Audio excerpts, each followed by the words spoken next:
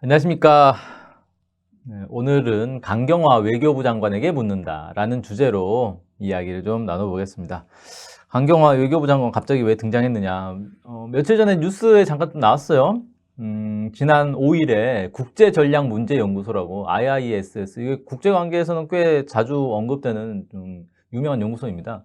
여기서 하는 마나마 대화라는 행사가 있어요. 올해가 이제 벌써 16차라는데 여기서 연설을 했습니다. 근데 연설 내용에 좀 이상한 문구가 좀 있었어요. 저도 보면서 저 왜 저러지? 라는 생각이 좀 들었었는데 한번 봅시다. 북한이 코로나 확진자가 없다고 주장하지만 믿기 어렵다.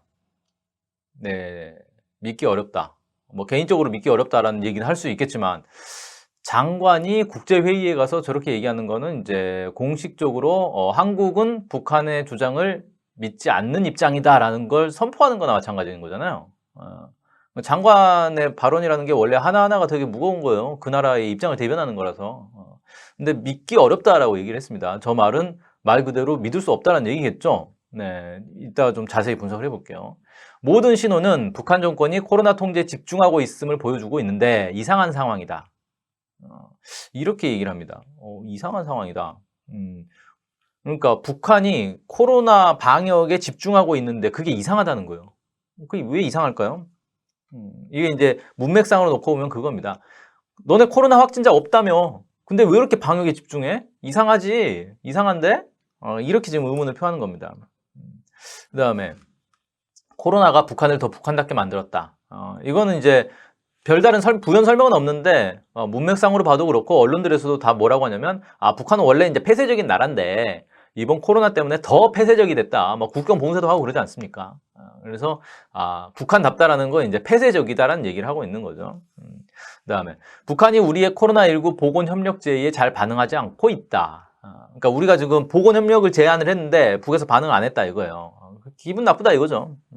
자, 이렇게 얘기를 했습니다. 그래서 저런 식으로 장관이 국제회의에서 발언을 하는 게 남북 관계도 좋을 게 없고 북에서도 좋아할 것 같지 않은데 라고 생각을 했는데 아니나 다를까 김여정 제1부부장이 며칠 전에 또 이제 바로 입장을 냈습니다. 강경화 장관이 우리의 비상 방역 조치들에 대해서 주제 넘은 평을 하며 내뱉은 말들을 보도를 통해 구체적으로 들었다.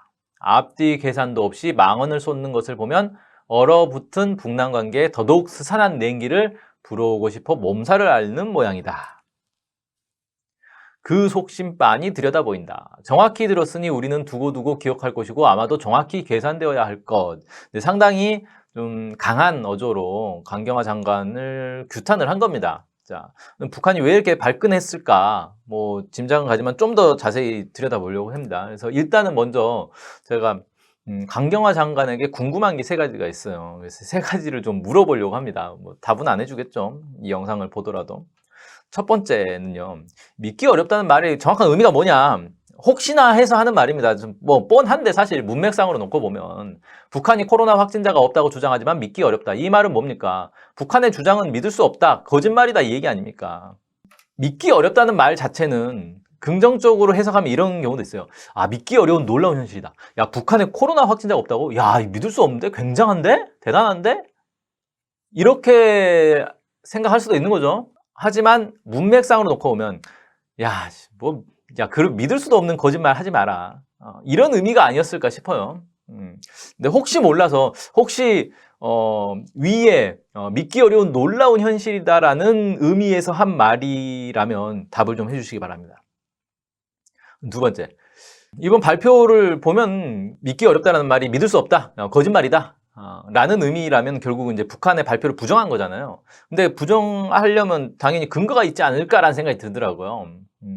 일단 이게 한 나라의 정부의 공식 발표이기도 하고 그 다음에 국제기구, 세계보건기구에서도 공식적으로 북한에 아직까지 확진자가 없다라고 발표를 했단 말이에요.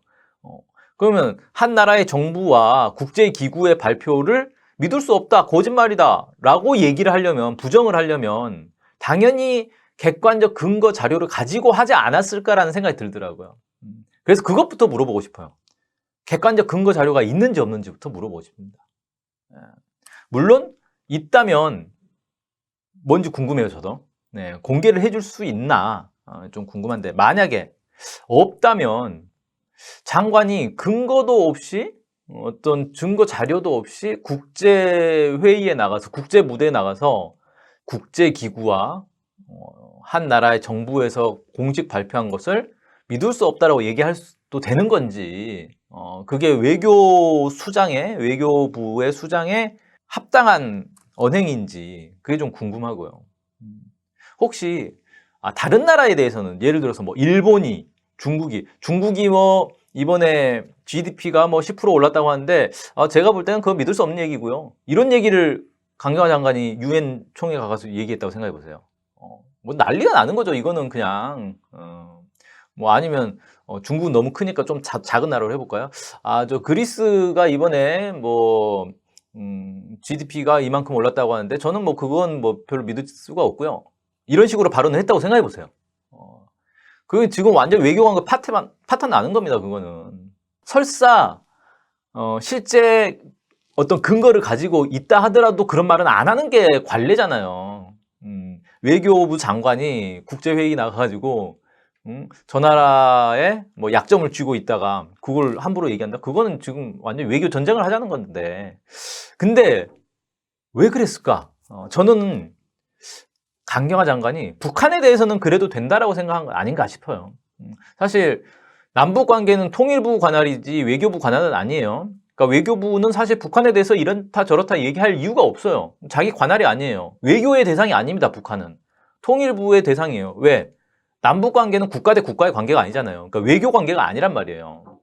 그러니까 외교부 장관이 북한에 대해서 이러쿵저러쿵 얘기할 이유가 없는 거예요. 사실은 통일부 장관이 뭐 그런 얘기를 하면 모르겠는데, 근데 국제 무대에 나가서 굳이 자기 소관도 아닌 영역의 얘기를 해요.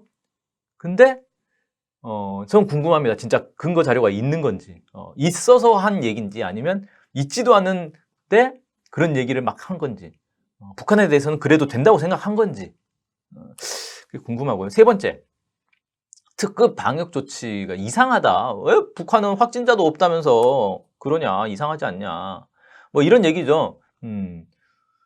자, 근데 저는 이걸 좀 뭐 생각을 하고 얘기를 하고 있는가라는 생각이 좀 들어요. 뭐 무슨 얘기냐면요.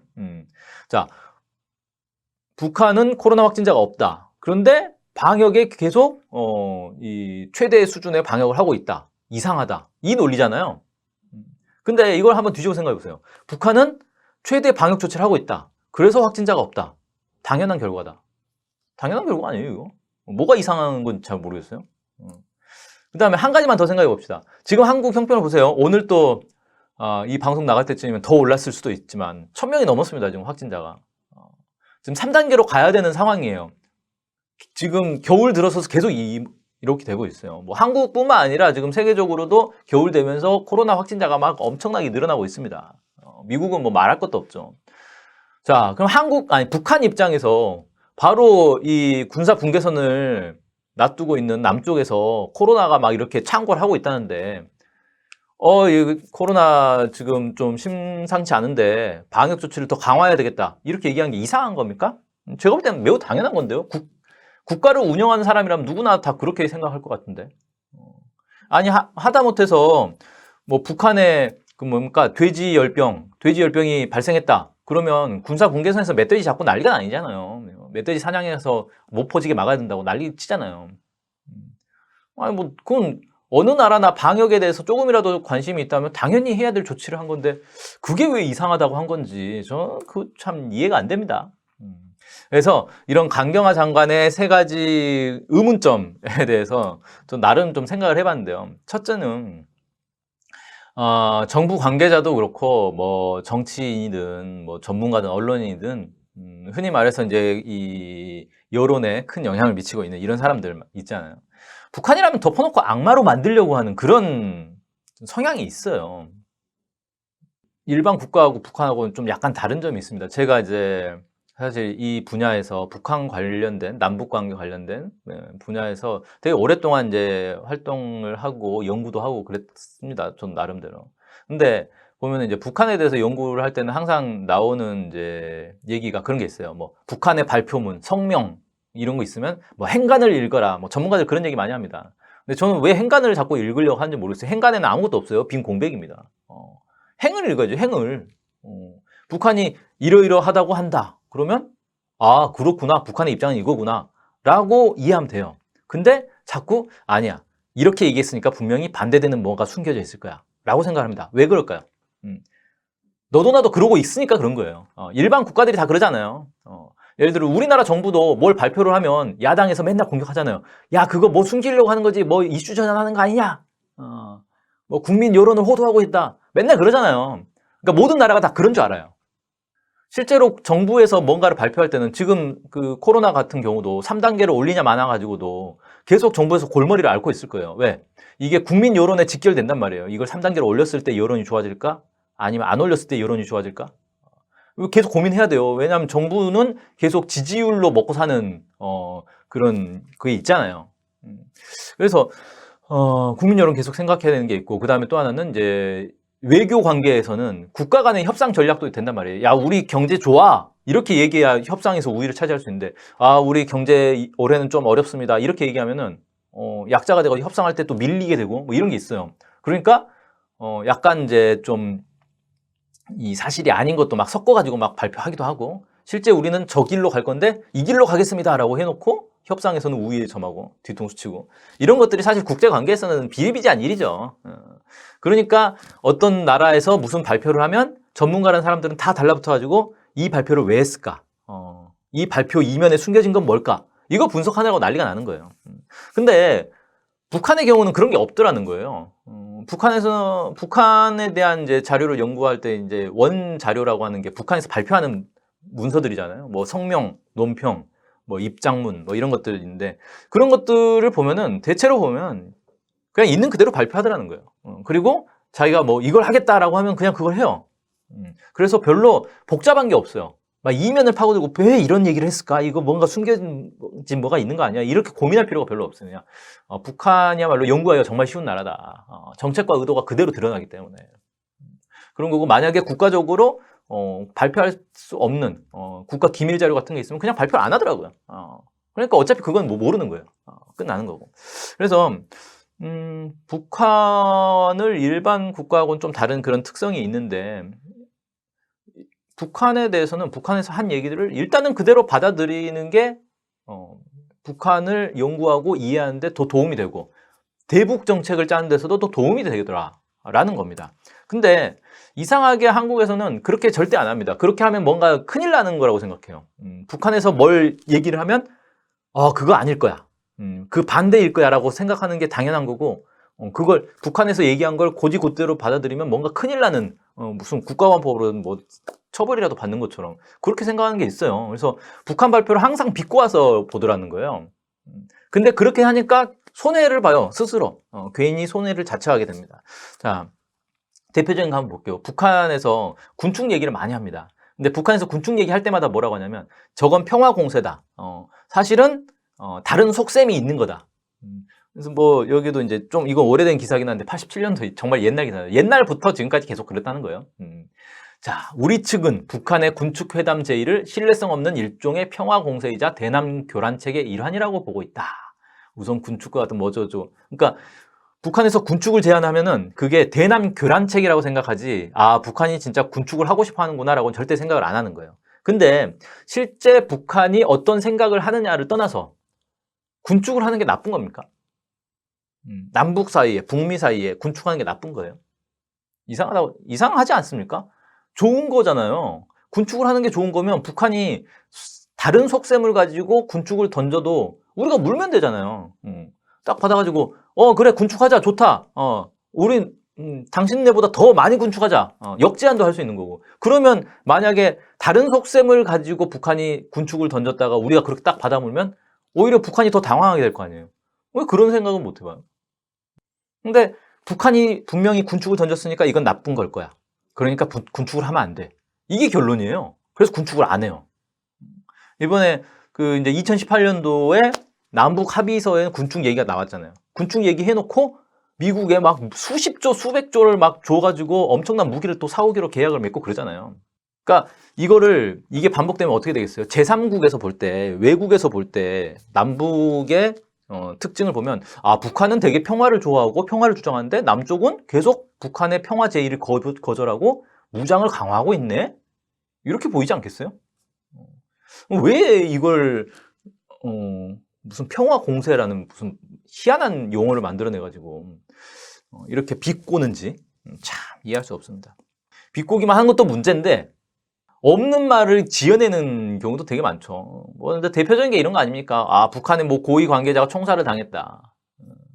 맨날 나온 얘기예요. 그리고 나서 이듬해 멀쩡하게 살아있는 거 보고 아무도 뭐라 안 해요.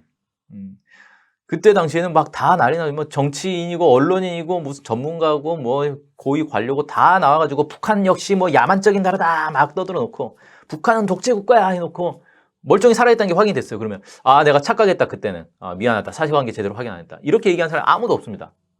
북한은 그냥 그래도 되는 나라예요. 그렇게 인식을 하고 있는 것 아닌가. 근데 이 모든 것들은 다 뭐냐, 북한은 악마라는 어떤 확고한 고정관념이 있는 겁니다. 북한은 악마이고 악마여야만 하는 거예요. 그러니까 북한이 발표하는 건 모두 나쁜 거고 북한에서 하는 건 모두 나쁜 거고 북한에서 나쁜 걸 안 하고 있으면 나쁜 걸 하는 거더라고 가짜 뉴스라도 만들어서 퍼뜨려야 되는 거고 이게 그냥 하나의 기본 원칙이에요. 북한을 대하는 기본 원칙. 그래서 강경화 장관도 저는 물어보고 싶어요. 혹시 본인도 북한 악마에 그냥 동참한 것인지 자신을 좀 잘 돌아보고 답을 주면 좋겠습니다. 그다음에 두 번째는요. 북한이란 나라는 믿기 어려운 일이 많이 발생하는 나라입니다. 그래서 북한에서 뭔가 어떤 일이 발생하면은 일단 현실을 인정하는 입장에서 들여다봐야 돼요. 저게 믿기 어려운데 근데 실제로 벌어지네. 한번 이건 확인해봐야겠다. 이렇게 되거든요. 근데 뭐 몇 가지 사례를 얘기해 볼게요. 대표적인 사례. 90년대 333 가설이라고 뭐 유명한 얘기죠. 북한은 이제 3일 안에 망한다. 3개월 안에 망한다. 늦어도 3년 안에는 망한다. 이런 가설이 있었어요.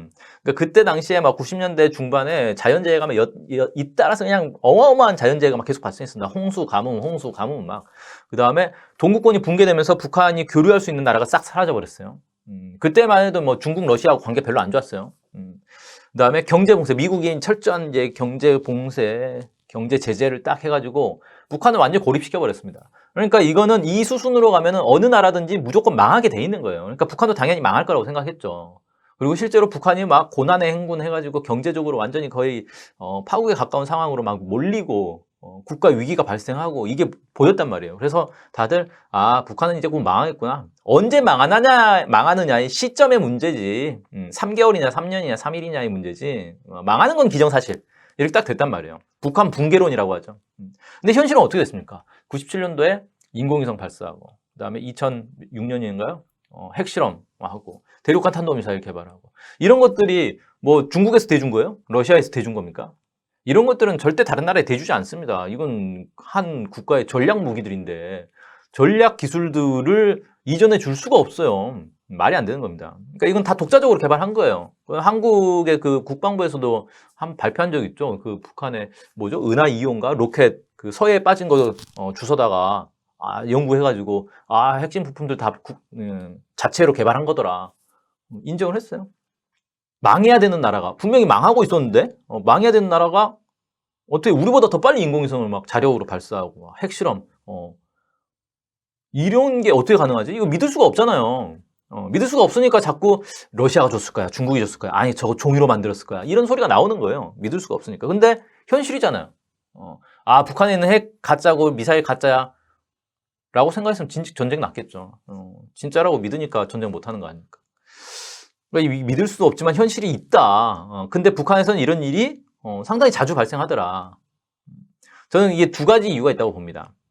하나는 북한이라는 나라는 이제 그 우리식 사회주의라고 해가지고 일반적인 사회주의하고도 또 다른 측면이 있어요.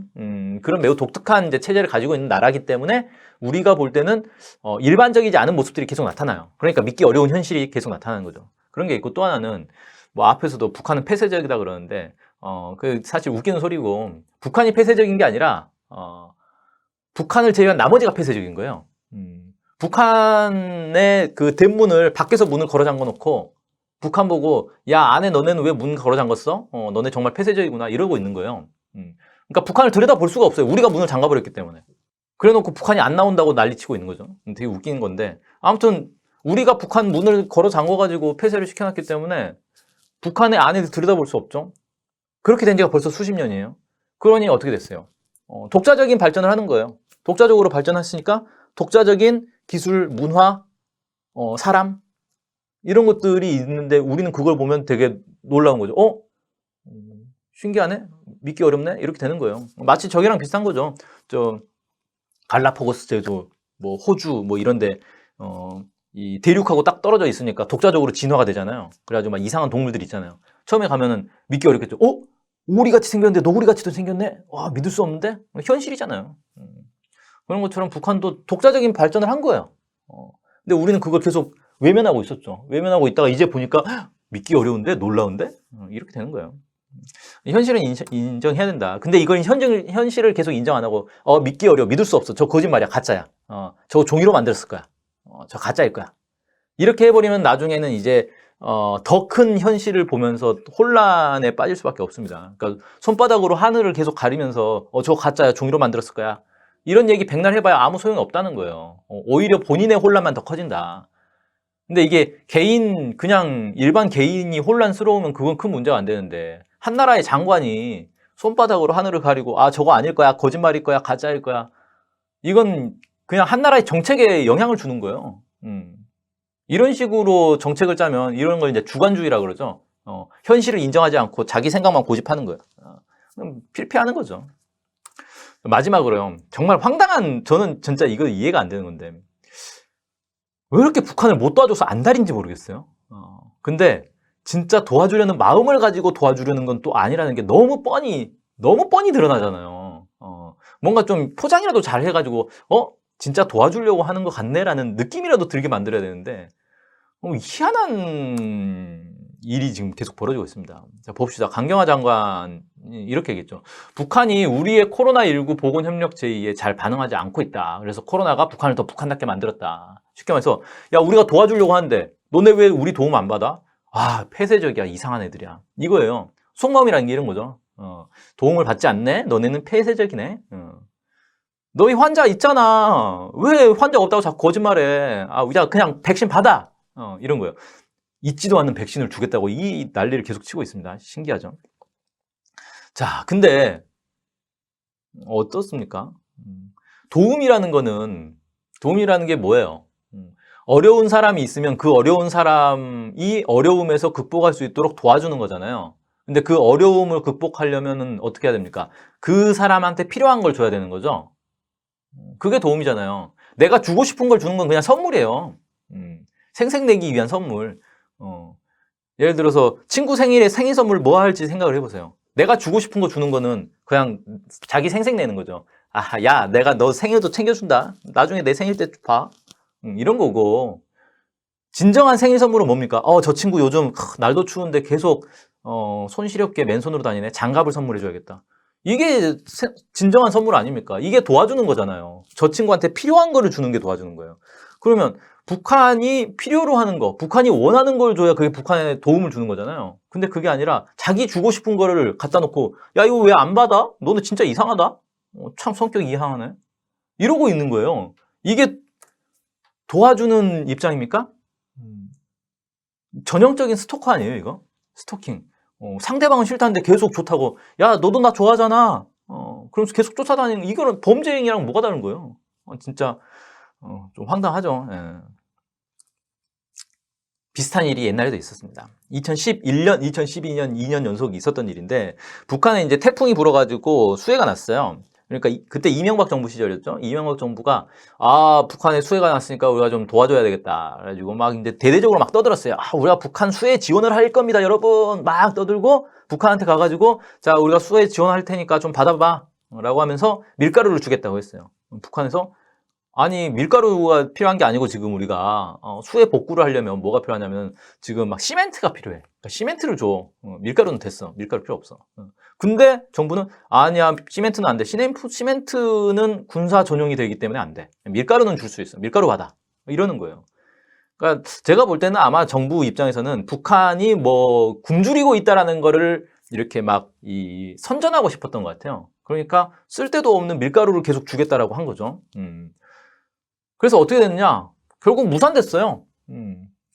북한에서는 아니 시멘트 달라는데 왜 시멘트는 안 주고 밀가루 자꾸 주겠다고 밀가루 필요도 없다는데 안 받아 필요 없는 건 안 받아 우리가 그거 생색내기용 아니냐 너네 그런 거죠. 그러니까 생일인데 친구한테 필요도 없는 거를 자기가 주고 싶은 걸 주면서 이거 받아 생일은 원래 받아야 되는 거야 이러고 있었던 거예요. 안 받겠다고 한 거죠. 이명박 생색내는데 우리가 왜 도와줘? 뭐 이런 거죠. 생각해보면 진짜 웃긴 거예요. 제 방을 싸는데 밀가루만 주겠다고. 시멘트는 군용으로 전염된대요. 그럼 밀가루는 군용으로 전염 안 됩니까? 군인들은 밀가루 못 먹어요? 특이 체질이에요? 아니면 뭐 밀가루로 제 방을 싸라는 거예요? 하여튼 희한해요. 그래서 진짜 강경화 외교부 장관도 그렇고 뭐 이인영 통일부 장관도 제가 예전에 한 몇 번 얘기했었죠. 비슷해요. 하고 있는 모습을 보면 비슷한데 정말 북한을 돕고 싶은 마음이 진심이라면 북한이 원하는 걸 하면 된다 이거예요. 북한이 원하는 걸 해주면 그게 돕는 거죠. 근데 북한이 뭘 원하는지를 모르진 않을 거라는 거죠. 왜? 북한은 아까 맨 처음에 제가 얘기했잖아요. 북한은 자기들의 입장을 그냥 그대로 공개한다고. 그러니까 북한이 공개한 걸 보면 돼요. 북한에서 뭘 요구했습니까? 남북 합의 지키라는 거예요. 북미 합의 지키라는 거고. 안 지키고 있는 게 뭐가 있어요? 대북전단 살포하는 거, 무기 증강하는 거, 한미연합 훈련하는 거. 이런 거를 지키라는 게 북한이 원하는 겁니다. 뭐 새로운 걸 원하는 게 아니라 그냥 약속을 지켜라. 우리가 원하는 건 그거다라는 거예요. 대북전단 살포 드디어 법을 만들었습니다. 대단한 시간이 걸렸죠. 네, 신중을 기해서 법을 통과시켰는데 법 통과시킨 건 잘한 겁니다. 그나마 잘했어요. 근데 제가 하고 싶은 얘기는 뭐냐면 법이 없어서 못 막은 거 아닙니다. 절대. 법이 있다고 해서 막아지는 것도 아니에요. 결국 정부의 의지입니다. 예전에는 뭐 이명박 박근혜 때도 대북전단 살포를 막은 적이 있어요. 가끔씩 필요하면 막아요. 법이 있어서 막은 게 아니에요. 정부가 의지가 있으면 막을 수 있는 거예요. 자, 그래서 한번 지켜보겠습니다. 어쨌든 그건 잘한 거예요. 그건 잘했는데 나머지는 이제 어떻게 할 거예요? 무기 증강과 한미연합훈련. 지금 바이든 벌써부터 그런 얘기 막 흘러나오고 있더라고요. 바이든은 트럼프 정부 시절에도 트럼프가 한미연합훈련 중단하겠다고 한 거에 대해서 반대를 했다. 그러니까 당연히 자기가 집권하면 하지 않겠냐. 내년 3월에 크게 할 것 같다. 라고 보도가 막 나오고 있습니다. 이런 거 하면서 뭐 무슨 백신 얘기를 하고 있어요. 이런 걸 안 하는 게 도와주는 거라는 거예요. 그리고 한 가지만 더 얘기하자면 북한은 그럼 백신 원하지 않냐? 네, 원하지 않더라고요. 북한이 공식적으로 그렇게 얘기했잖아요. 이 코로나 사태와 관련해서 외부의 지원을 받지 않겠다라고 얘기를 했어요. 왜 그러겠어요? 그건 잘 생각해보면 쉽게 답은 찾을 수 있습니다. 제가 생각해도 당연히 받지 않으려고 할 것 같아요. 아무튼 북한은 외부 지원, 뭐 백신이든 치료제든 외부 지원 받는 거는 일단 원하지 않는다. 그러니까 원하지 않는 거 자꾸 하려고 하지 마세요. 스토커처럼. 원하는 걸 하면 된다. 그리고 이런 지금 막 백신 주겠다. 사실 백신 치료제 주겠다는 건 좀 너무 우습지 않아요? 백신이 우리 건 줄 알아. 아직 우리나라에 백신 한 방울도 없어요. 있지도 않은 백신을 주겠다고 자꾸 떠드니 북한 입장에서 얼마나 우습겠어요. 우리 것도 아니고 미국 거 수입해다가 주겠다는 거 아니에요 지금. 우리 쓸 것도 없는데 우리가 다급한데 우리보다 더 불쌍하잖아 너넨. 이런 입장인 거예요. 체제 의혹의식이 가득 차 있는 거예요. 우리 지금 코로나로 완전히 코로나 창궐 해가지고 지금 나라가 망할 상황인데도 북한이 더 불쌍하잖아. 이 진짜 이 뿌리 깊은 체제 의혹의식을 이제 버리지 않고서는 도저히 답이 안 나온다 이렇게 생각이 되고 체제 의혹의식 대신에 민족 협력 의식을 갖추자. 아니 북한은 코로나 확진자가 0명이고 우리는 K 방역이라고 해서 전 세계에 또 자랑할 만한 게 있고 이 두 개를 합쳐가지고 서로의 장점을 배워가지고 전 세계의 어떤 이 전 세계 보건, 생명, 의료 이런 거 방역 이런 거에 앞장서는 어떤 선도적인 그런 문화를 전 세계에 좀 퍼뜨려 보자. 옛날에 당군 할아버지가 홍익 인간을 딱 이 전 세계 만방에 전파했듯이 이런 생각하면 오죽 좋아요. 정부 당국자들이 이런 이제 뿌리 깊은 어떤 체제 우월의식, 반북의식 이런 것들을 버리지 않고서는 저는 남북 관계는 답이 안 보입니다. 지금 사실 내년, 내후년 뭐 문재인 정부 임기 끝날 때까지 답이 보이지 않는 참 막막한 터널을 가고 있는 것 같습니다. 네, 오늘 방송은 여기까지 하겠습니다. 고맙습니다.